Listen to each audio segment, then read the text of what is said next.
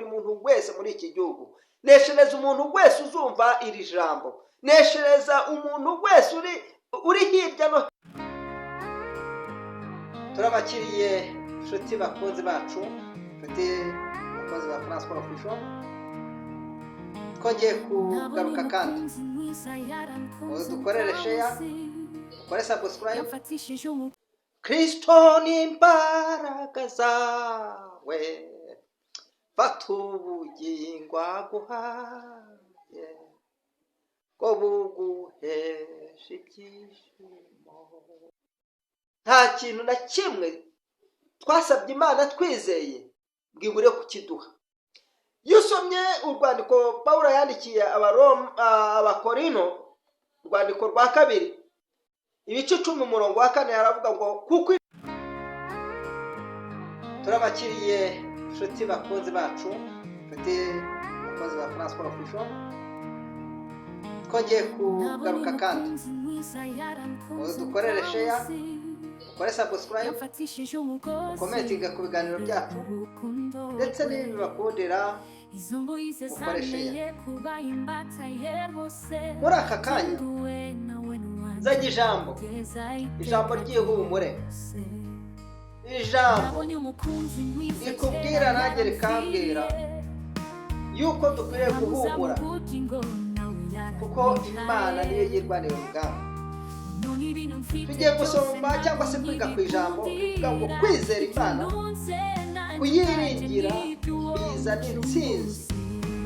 Kwizera Imana no kuyiringira bizana intsinzi, kuko Imana ariyo irwana intambara y'abizera.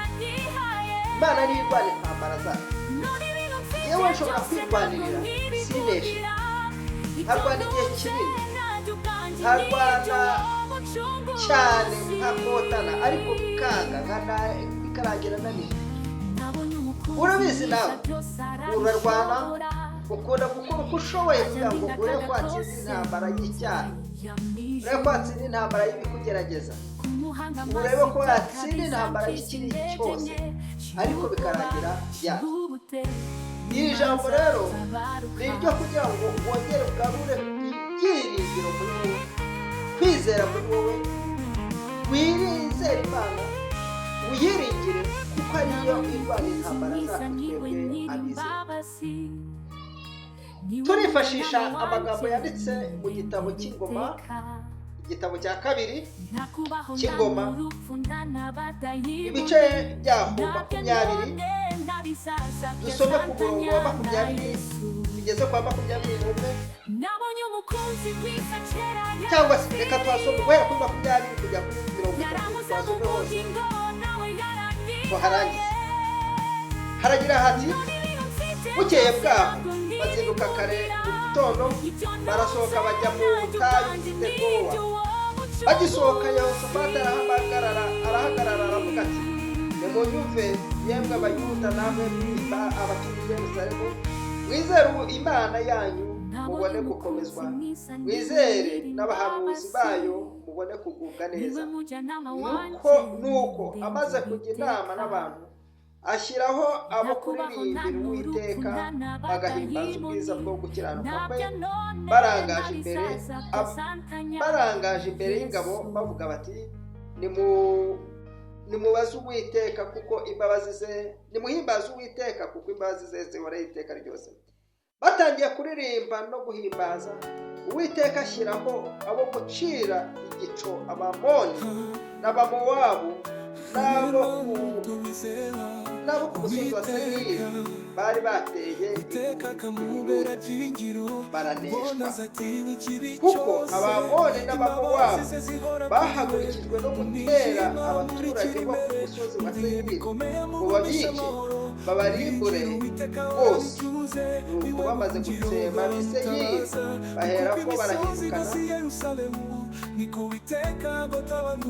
bararimburana. Hanyuma Abayuda bageze ku munara w'abarinzi bo mu butayu, basanga ingabo zose zabaye imirambo irambaraye hasi, ari nta n'umwe wacitse ku giti. Maze Yehoshafati n'ingabo ze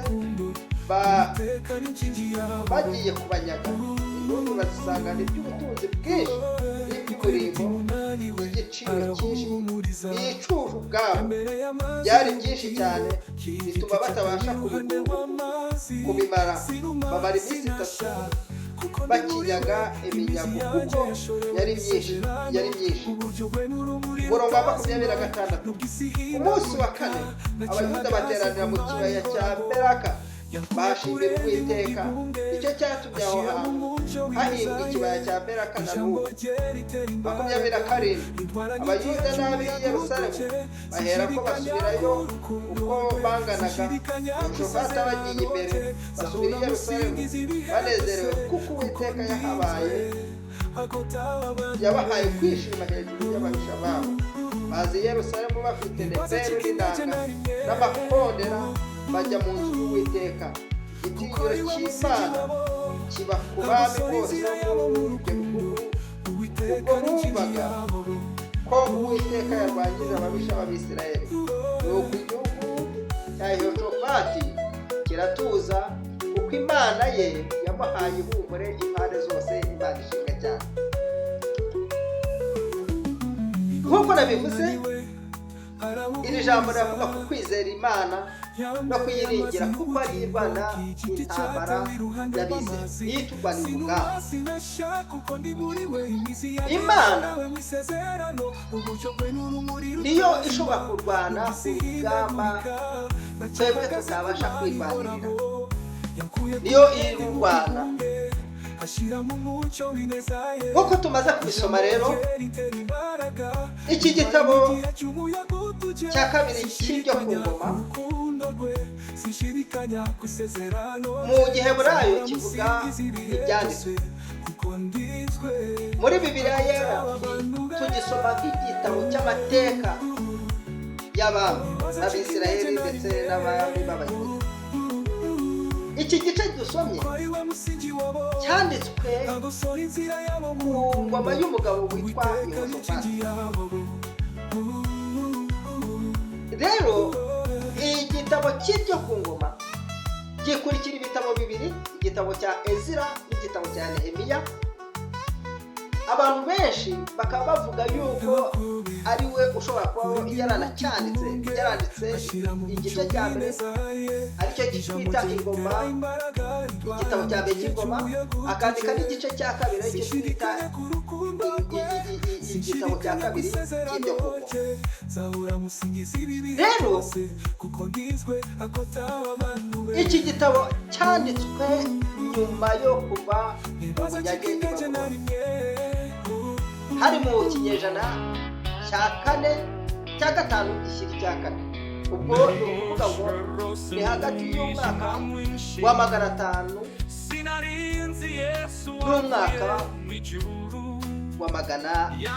n'umwaka wa 500 n'umwaka wa 600. Abisirayeli barajyanywe ngo iminyago n'igihugu cy'i Babuloni. Barabarwanyije, barabatsinda, hanyuma barabanyaga, barabatwara. Bavuye i Babuloni rero bagombaga kubona ibihumuriza. Niho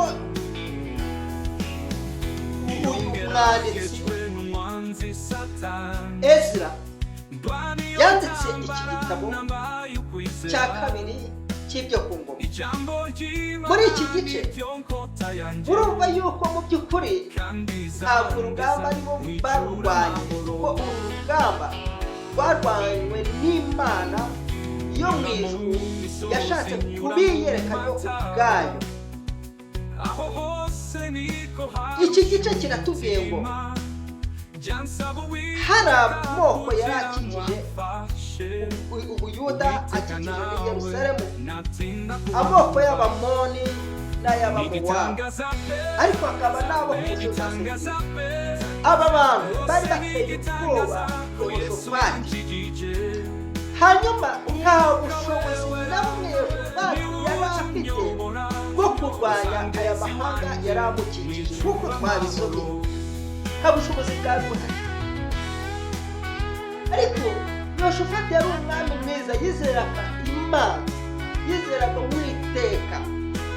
Hanyuma arangije afata abantu arababwira abajyana mu rusengero arabavuga ati mwizere Imana kuko niyo igomba kurwanira, twebwe ntabwo twakwirwanirira.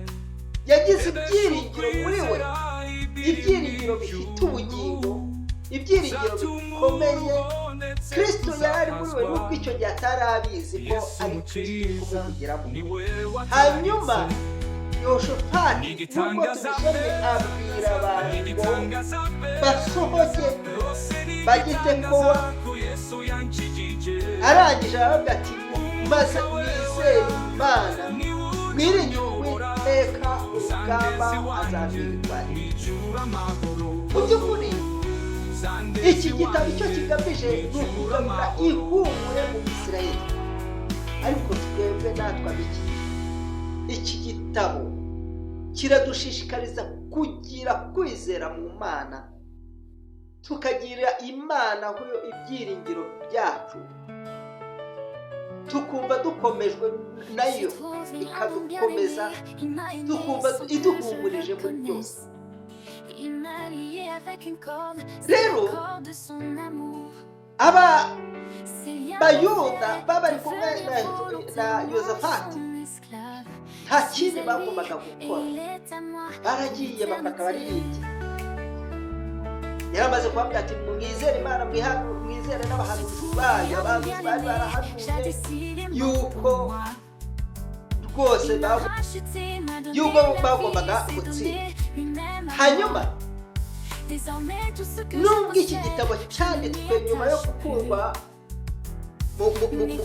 i Babuloni, ariko cyigisha bizera Kristo Yesu yuko mu Mana ariko dukwiye gukura ubutsinzi bwacu. Imana ishimwe cyane. Mu Mana niho ukwiye gukura ubutsinzi bwawe, mu Mana niho ukwiye gukura ubutsinzi bwawe.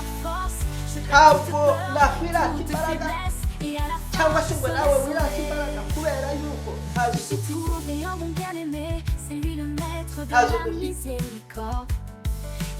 Murabizi yuko hari ibyatunaniye, hari ibirwanira mu mibiri yacu tudashobora kunesha. Turwana n'icyaha twananiwe kukinesha, turwana n'imyuka mibi y'ahantu mu kirere ntabwo twayitsinda, turwana n'abantu tureba n'ibyo tureba byaratunaniye, ntabwo twashobora kurwana n'ibyo tutareba. Ibyo ntabwo twabishobora neza, ariko mu kwizera Kristo Yesu, mu gukomeza ibyiringiro muri Yesu Kristo, aho ngaho niho dukura ubutsinzi. Imana yacu. Haleluya. Rero Abisirayeli nta kintu bakoze. Bibiliya iratubwira ngo bararirimbye gusa, bagwiza kwizera, bagwiza ibyiringiro, barangije barasenga, barahimbaza.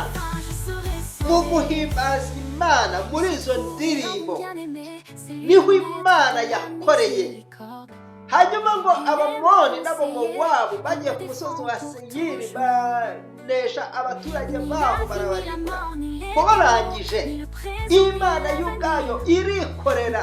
Haleluya. Hari ibyo Imana igikora tutabizi, hari ibyo igikora twebwe tutabizi, ngo imbaraga nyinshi tutabizi, ikabikora kugira ngo yiheshe icyubahiro cyo ubwayo. Hari ibyo Imana igikora tukabimenya ko byarangiye. Abisirayeli nabo bakiri mu guhimbaza, bari mu nzu y'Imana, bavuga imirimo yakoze, bavuga bati Imana nta cyagihe warahabaye, warahabaye Mana we, warahabaye cyagihe, yo warahabaye Mana we, warahabaye cyagihe. Bakiri muri ibyo, hanyuma ngo Imana irakora. Imana ijya muri izo ngabo z'amahanga, bamaze kwica Abisirayeli ngo nabo barahindukirana, hanyuma baricana. Kuva gukora kw'Imana, Imana igiteza ibibazo byacu kumarana. bigasubiranamo. Imana igiteza ibiduhangayikishije gusubiranamo. Imana igiteza ingabo z'abadayimoni ziturwanya gusubiranamo bagahangana bo ubwabo, hanyuma Imana ikadukiza. Imana ihabwa icyubahiro cyane. Haleluya. Imana nishimwe. Bararirimbye abanyamahanga baricana, hanyuma Bibiliya yatubwiye ngo mu gitondo bazindutse bagiye kureba basanga abanzi babo bari babateye, bizeye yuko bari bica bakabarimbura bakabavanaho, ubwoko bwa Isirayeli bukarimbuka bukavaho. Basanga bamaranye, basanga ngo bicanye, bahera ku wa mbere bageza ku wa nyuma bicana, ngo basanga intumbi zabo imirambo biramarana. Imana ihabwa icyubahiro cyane. Imana nuko Imana ijya yivanga mu byacu ikadutabara tutabizi, igasubirishanyamo abanzi bacu bakamarana, hanyuma tukabona turabyaze tukabyuka, abaturoga bagasanga turi bazima, mu gitondo bwacya bagasanga turi bazima, ibiduhiga bigasanga turacyariho turakomeye, ntacyo twabaye, kubera ko dufite umurengezi, dufite umutabazi. Haleluya. Dufite umutabazi uturengera. Rero ko baraba Yehoshafati asubirayo n'abantu be bose bashima Imana yuko yabatabaye batabigizemo uruhare. Mu by'ukuri hano ndashaka kubabwira yuko intambara turwana ntabwo ari intambara y'umubiri.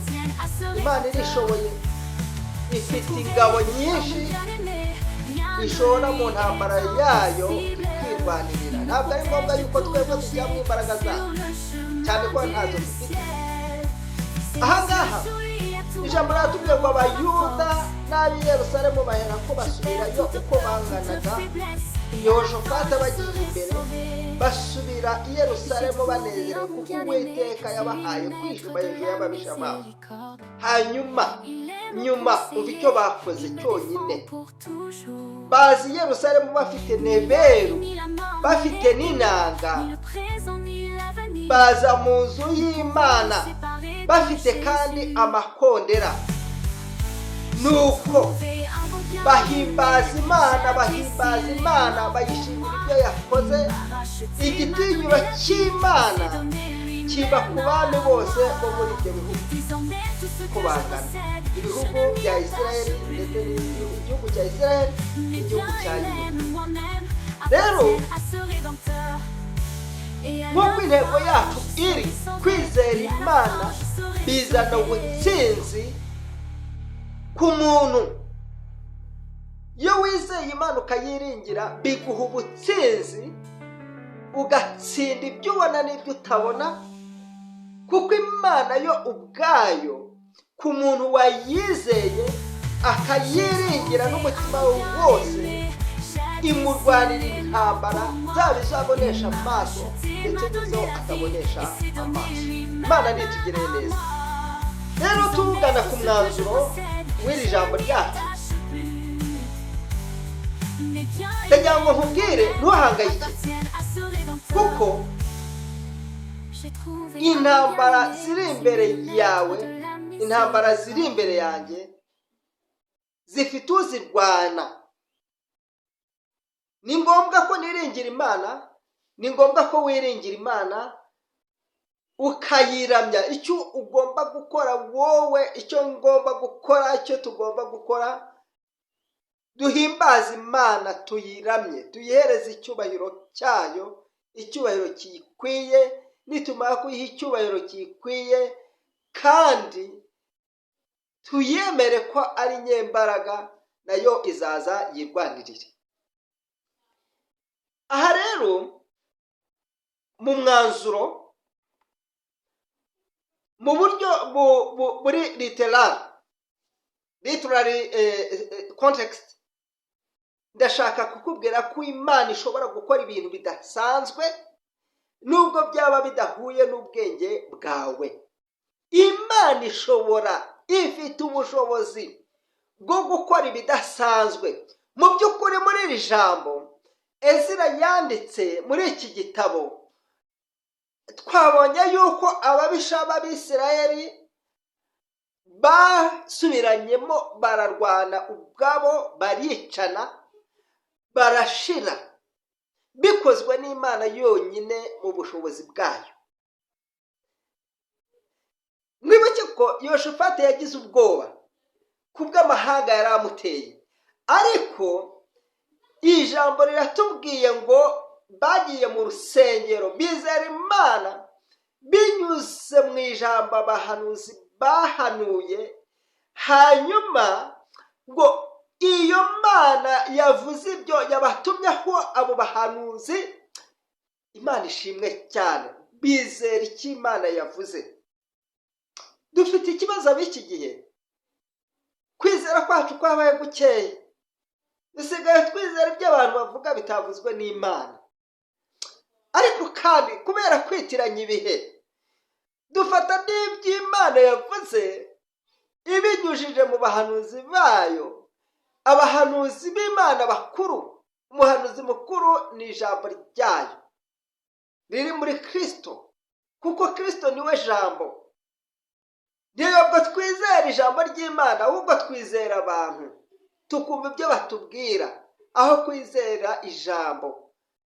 Kristo ni umuhanuzi w'ukuri kandi ni umucunguzi wacu, niwe uturwanirira, intambara arazishoboye. Rero Imana ishobora gukora iby'ubwenge bwawe budatekereza. Bya bintu wabonaga yuko bitashoboka, Imana irabishobora. Ariko kandi wumva iki? Ntabwo intambara turwana ari iz'umubiri, ntabwo ari izaha mu isi. Izi ntambara, nubwo iyi ntambara yari intambara y'ukuri, Abisirayeli barwanaga, Imana ikabigaragarizamo kugira ngo yerekane icyubahiro cyayo, ariko twebwe tubifate mu buryo bw'umwuka, ntitubifate mu buryo bw'umubiri busanzwe. Nubwo nazo Imana igize irwana, yo yitabaje Imana irarwana, ariko genda mu mwuka. Iyo ngiyo aba ariho wiringira Imana, yuko za ntambara utabonesha amaso yawe zo mu buryo bw'umwuka, Imana igize irwana ikabikora mu buryo budasanzwe, ndetse no mu buryo ubwenge bwawe butatekerezaga. Rero mu buryo bw'umwuka, abakristo dufite intambara nyinshi zihishwe. Izo ntambara rero Imana irazirwana. Yo usomye mu gitabo, mu rwandiko Pawulo yandikiye Abaroma ibice 8 umurongo wa 31 tugeje kwa 32 hagira hati, none ubwo bimeze bityo tuvuge iki? Ubwo Imana iri muhande rwacu, umubisha wacu ninde? Mbese ubwo itimanye umwana wayo ikamutanga ku bwacu twese, izabura ute kumuduhana n'ibindi byose? Iri jambo riradusubizamo ibyiringiro yuko twebwe tudakwiriye gushyira ubwenge bw'imibiri yacu mu by'Imana ikora, kuko yo yakoze igikomeye. Yatanze Kristo, yemera kujya imbere y'urugamba, ararurwana, ararutsinda. Niba Kristo yatsinze urwo rugamba, urugamba rwo kuducungura akaduhesha ubugingo, kuko ni nawe bugingo, akabuduha, akatwiha, yabure ate kudutsindira n'izindi ntambara zindi? Ese Imana yamuduhaye yabura ite gukora n'ibindi byose tugisaba? Yabibuzwa n'iki? Nta kintu na kimwe twasabye Imana twizeye bwibure kukiduha. Iyo usomye urwandiko Pawulo yandikiye Abakorino, urwandiko rwa 2 ibice 10 umurongo wa 4, haravuga ngo kuko intwaro z'intambara yacu atari iz'abantu, ahubwo imbere y'Imana zigira imbaraga zo gusenya ibihome no kubikubita hasi. Kuko intwaro twitwaza ntabwo ari intwaro nk'iz'abantu, ni intwaro z'ijambo ry'Imana. Kandi ijambo ry'Imana si ibitabo, si kiriya gitabo mubona dutwara, ahubwo ijambo ry'Imana ni Kristo. Iyo niyo ntwaro yacu tujyanisha mu ntambara, kandi ni nawe ubwe wirwanirira.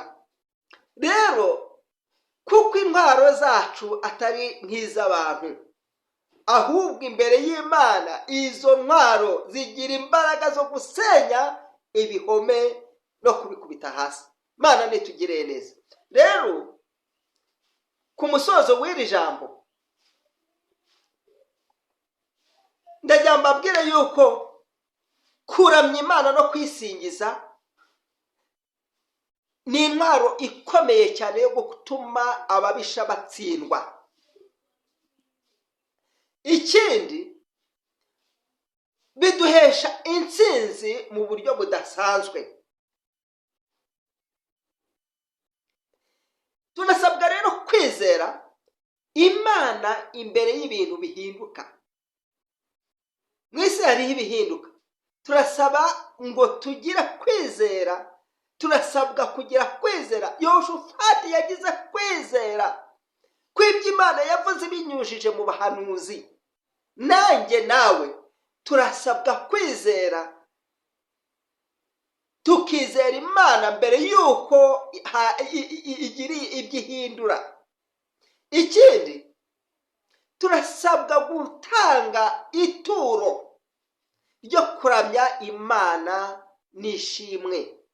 Ntabwo ari ituro ry'amafaranga, si ituro ry'imyenda, si ituro ry'ibindi dutunze by'ibyo mwisa, ahubwo ni ituro ryo mu mutima, kuramya no guhimbaza nk'ituro. Ikindi tugomba kumenya ko intambara atari iyacu, intambara ifite nyirayo ugomba kuyirwana kandi akayitsinda. Ikindi tugomba gushingira ku ijambo. Umunyarwanda yaciye umugani ngo aho kwicara ku mutogoto w'inkono uzicare ku ijambo rya nyirayo. Tugomba rero gushingira ku ijambo, ku wavuze nyir'ijambo. Uwo nguwo niwe tugomba kwiringira wenyine, niwe tugomba kwiringira wenyine. Rero ikindi duhore dusenga kandi dusengesha umwuka iteka. Nshuti zacu, nshuti bavandimwe, turabashimiye. Iyi ni Francois Official. Dukomeje kubasaba mwebwe mutamwakora subscribe, nimukore subscribe, mudutere inkunga, murayikinga ibiganiro byacu, mubikomentingaho. Ikindi nibibashobokera mukoresheye, muzamuduteye inkunga ikomeye, hanyuma natwe biduteye imbaraga zo gukomeza gukora ibindi biganiro. Murakoze cyane, Imana nibagire neza. Ariko mbere yuko soza, reka dusenge. Mana Data wa twese uri mu ijuru, mu izina rya Yesu Kristo umucunguzi w'ubugingo bwacu, tubwiye ko intambara ari wowe uyirwana, duhereye kuri iri jambo ryo mu Ngoma ya 2 ibice 20 guhera ku murongo wa 20 kugeza kuri umurongo wa 30. Rero hari icyo wavuze ugituma abahanuzi, ukibwira Yehoshafati. Icyo ngicyo natwe kitubwira ukinyujije mu mwana wawe Yesu Kristo ndetse no mu mwuka wawe wera. Iyi ntambara urazirwana ukazinesha. None rero twuzuze kwizera, wuzuze buri muntu wese kwizera no kukwiringira, kuko ari wowe nyiri intambara, ni wowe ugomba kuzirwana ukazinesha. Neshereza buri muntu wese muri iki gihugu, neshereza umuntu wese uzumva iri jambo, neshereza umuntu wese uri hirya no hino ku isi ushobora kumvira ijambo. Mwami, umuneshereza intambara, abonesha amaso n'izo atabonesha amaso, cyane cyane intambara zo mu buryo bw'umwuka. Turwana n'isi n'umubiri, dutsindira umwanzi uturwanya, mudutsindire, dutsindira umwanzi uturwanya, umuneshe, maze turushaho gukomeza kugushimisha no kukunezererwa. Urakoze kuko wumvise gusenga kwacu, mu izina rya Yesu Kristo wabambwe. Amen.